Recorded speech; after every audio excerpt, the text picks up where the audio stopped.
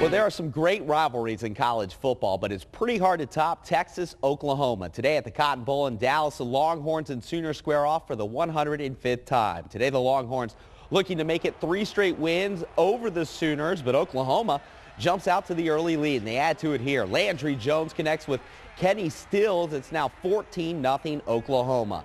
Texas would answer. DJ Monroe gets the handoff, gets around the corner, and he's gone.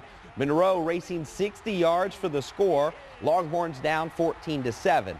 But late in the half, Oklahoma strikes again. Jones fires to James Hanna in the back of the end zone. Sooners led 21-7 at the break. Let's go to the fourth quarter. It's now 21-10 Sooners. DeMarco Murray gets the handoff. He'll tiptoe down the sideline. 20 yards for the touchdown. The Longhorns down 28-10. UT would find the end zone here. Cody Johnson from 5 yards out, but Oklahoma goes on to beat Texas, the final from Dallas, 28-20. To Waco now, Baylor hosting Kansas third quarter. Baylor leading 27-7. The Bears going to the bag of tricks. Robert Griffin with the pass behind the line of scrimmage to Kendall Wright. Wright then throws down to Terrence Williams. He's going to score. It's 34-7 Bears. Still in the third, Griffin can't handle the snap, but no problem. He just picks it up, runs around, and he'll connect with Terrence Williams for another touchdown. Griffin finishes the day 394 yards passing and 3 touchdowns. Baylor rolls to the 55-7 win. Conference USA now, the Houston Cougars with the weekend off. The Cougs are back in action next Saturday night when they'll play host to Mississippi State. Tonight at Rice Stadium, the Owls facing SMU. First half, the Mustangs defense steps up. Nick Vanuzzi fires over the head of his receiver. There's Sterling Moore, who makes the interception, eludes one tackler, then has some blockers, dives for the goal line, and he's got the touchdown. Mustangs with the 7-0 lead. The Owls would add a field goal late in the second quarter. This one would turn into a shootout in the second half. SMU beats Rice 42-31. A wild ending in Baton Rouge. 6 seconds to go. 12th ranked LSU down 4 to Tennessee. Jordan Jefferson can't handle the snap. It's recovered by Tennessee, so the Vols win it, but not so fast. Tennessee had 13 players on the field, so the Tigers get one on-time down for the win, and you got it. Stephen Ridley punches it in for the go-ahead touchdown. The Tigers win in dramatic fashion, 16-14. 15th ranked TCU on the road at Colorado State this afternoon. Third quarter, Ed Wesley on the option, runs it in from 8 yards out. His second touchdown of the day. The Horned Frogs go on for the 27-0 win, and they improve to 5-0 on the season. Baseball now. The Astros closing out the season this weekend at Minute Maid Park. The Astros hosting the Cubbies tonight. Let's pick it up in the top of the fourth inning. Cubs leading 4-zip. Bases loaded for Aramis Ramirez. He crushes it to deep left field. That's out of here. A grand slam. Chicago now leads 8-0. The Astros get 3 runs in the 7th. Brett Wallace with the double to left center field. That'll score 2 runs, but the Cubbies win it 8-3. Astros close out the regular season tomorrow afternoon. Finally to soccer, Dynamo taking on Philadelphia. First half, Dynamo with a shot on goal. It's deflected, but Andrew Hainault is there to send it into the back of the net. Dynamo leading 1-0, but Philly would answer, and they end this one in a 1-1 draw. Texans versus Oakland tomorrow at 3. All right, thank you so much. Sure. And we want to say to you, Alex, best of luck. This is Alex's last weekend with us at Yes. 39 News. You've been here for many years. 5 years. It's been a great run. Thank everybody for watching. We will miss you so much. Thank you. Good luck. Thank you. Thanks for joining us. See you back here tomorrow.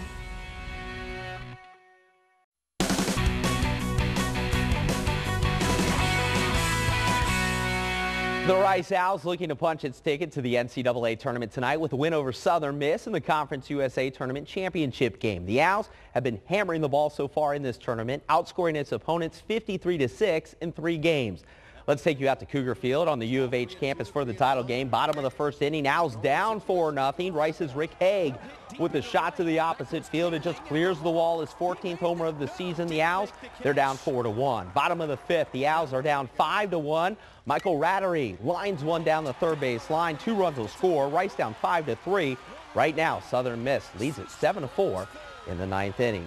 In the Big 12 tournament, the championship game is set. Texas A&M will square off against Baylor tomorrow at 1 o'clock. The Aggies beat Texas today 9-3, running its tournament record to 3-0.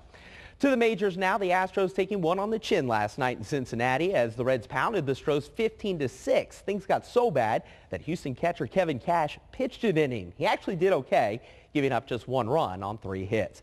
Out to Great American Ballpark for Game 2 of this series. We're going to pick it up top of the second inning. No score. Astros bases loaded.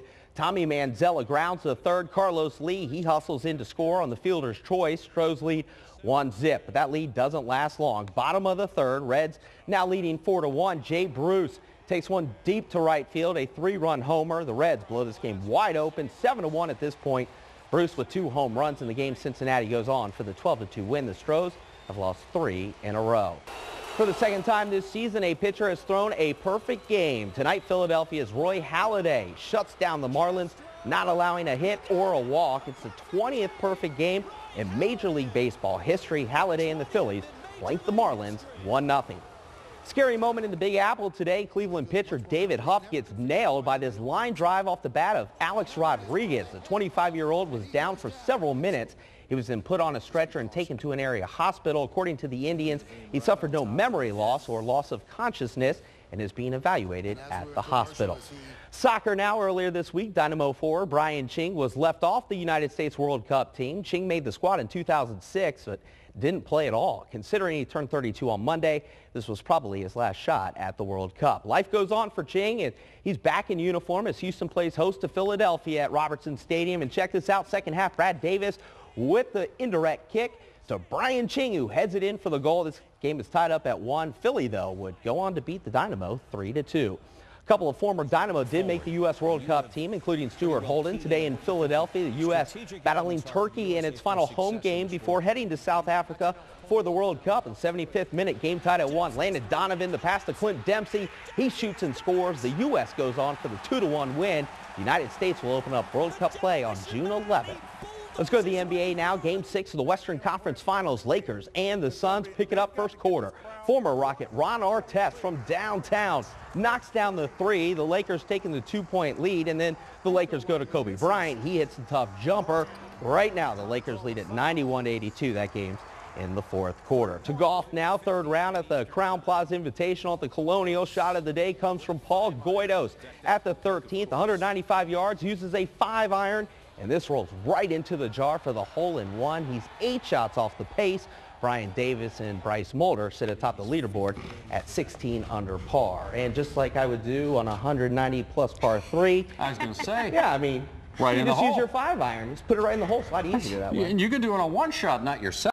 A year ago, Derek Lewis found himself out of a job and, more importantly, a home. Looks like a complete loss at this time. That afternoon, I got back to the hotel and I was packing up my stuff and I turned on the TV, getting ready to go home, and then, you know, there's no home to go home to. His New Orleans home flooded by Hurricane Katrina. That same day, the Tampa Bay Buccaneers cut him. On top of that, he couldn't find 2 of his 5 children. I tried to remain positive. I didn't want to let any negative thoughts to come in. But that was hard to do. He hadn't heard from them in weeks. So he came here to Houston, hoping for a miracle. I was in the Astrodome looking on the huge board, just kind of running through the dome, looking and turning kids around. You know, none of them were my kids. I'd see a kid and, you know, maybe that's my son, turn him around and, you know.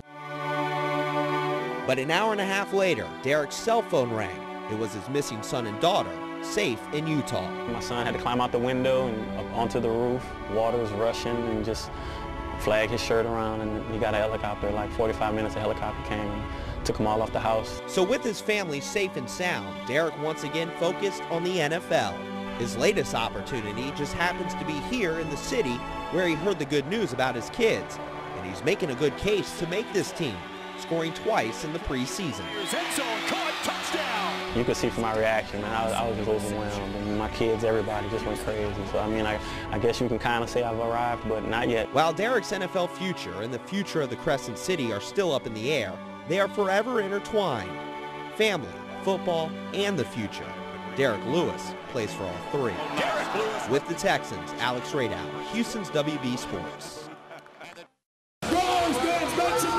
Let's go, let's go, let's go! This has got to be one of the absolutely most brutal defensive jam sessions Welcome to Houston Roller Derby. It's definitely not a sewing circle. Crunch, Katie!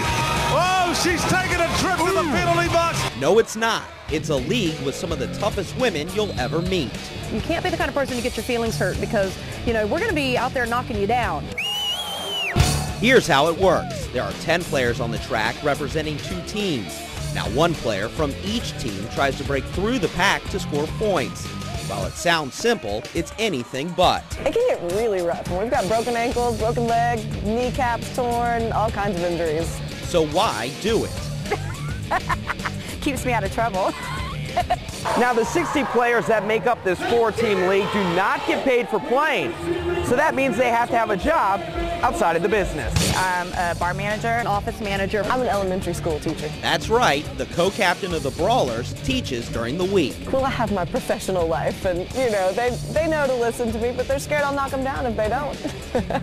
The league is in its second year, and it continues to grow in popularity. Nearly 1,500 fans turned out to this recent event. I think the fans take it a little more seriously than we do.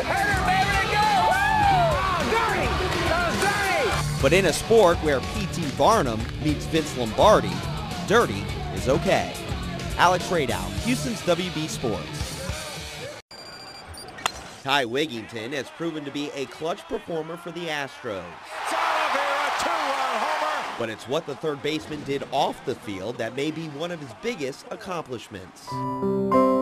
It was back on December 20th, 2006. Ty's wife Angela started going into labor at the couple's North Carolina home. I yelled into the room when he was getting my older son ready, and I said, I think we're having this baby now. I think he thought I was kidding, but he came running in. But this was no joke. Angela was having the baby, and there was no time to get to the hospital. It was kind of a blur. You know, it was one of those things, obviously, we didn't want it to happen. We didn't plan it to happen that way. Plans or no plans, Ty realized quickly he was going to have to deliver this baby right then and there. He called 911, and they kind of walked him through it, and he did everything. Luckily, when I called 911, they were able to help me through and keep me calm. And although it did seem like it took the ambulance about 2-3 hours to get there. Ty, who has no medical training, delivered a healthy baby boy named Cannon. During spring training, Cannon, his older brother Chase, and Angela are at the ballpark just about every day. This is what it's all about. I remember as a kid, my dad would always take me to Padres spring training. I enjoyed running around out there, and I'm sure they're enjoying running around out here. And they are running, especially little Cannon, who showed off his speed for Astros skipper Cecil Cooper. Cannon's now legendary need for speed turned his big league dad into a doctor for a day, a role he's not planning to play again. Ty and Angela are anticipating the arrival of their third child in July. This time around, the Wigingtons are hoping for a much more traditional delivery. In Kissimmee, Alex Radow, CW39 Sports.